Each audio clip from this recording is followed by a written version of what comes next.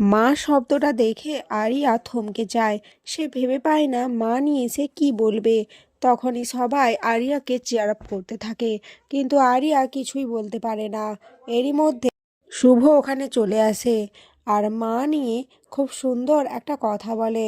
তখনই আরিয়া বলে, আমাকে হেল্প করার জন্য আপনাকে ধন্যবাদ মিসেস রয়, কিন্তু আমার মা নেই। আমার মা খুব ছোটবেলাতেই মারা গেছে, তাই আমি মা সম্পর্কে অত তথ্য জানি না। এটা শুনে শুভর খুবই কষ্ট হয়। এরপর আরিয়া ওখান থেকে কাঁদতে কাঁদতে বেরিয়ে যায়। তার পেছন পেছন সৌম্যও যায়।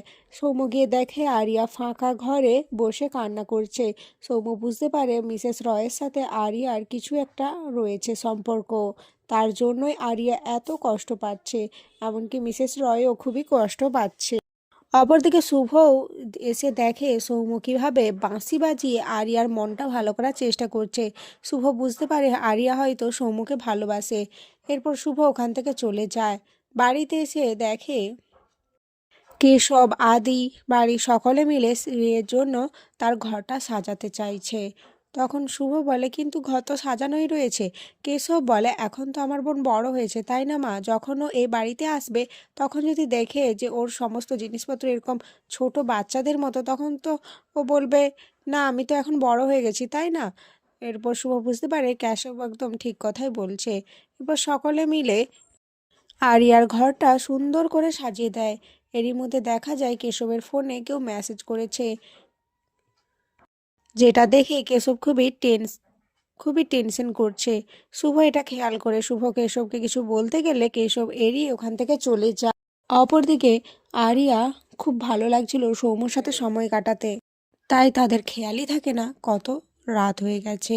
এরপর দেখা যায় কলেজ অফ হয়ে গেছে আর দরজা আটকে গেছে। আরিয়া আর সৌম্য বুঝে পায় না কি করবে। এরপর আরিয়ার বন্ধুরা এসে দরজাটা খুলে দেয়। আরিয়া ভাবে তাকে সৌম্যর মতো হতে হবে। সৌম্য যেরকম ভালোবাসে আরিয়া ঠিক সেভাবেই নিজেকে চেঞ্জ করবে। এরপর দেখা যায় কলেজে আরিয়া অন্য গেট আপ নিয়ে আসে, যেটা দেখে তার বন্ধুরা খুবই হাসাহাসি করে, কিন্তু আরিয়ার সামনে সকলে বলে তাকে খুবই ভালো লাগছে।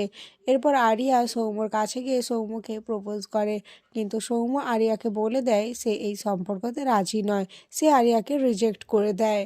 আগামী পর্বে দেখা যাবে সাঁঝপাতি শুভকে বলে আরিয়াকে পুরো কলেজে কোথাও খুঁজে পায়নি। আরিয়া কোথাও নেই। শুভর খুবই টেনশন হতে থাকে।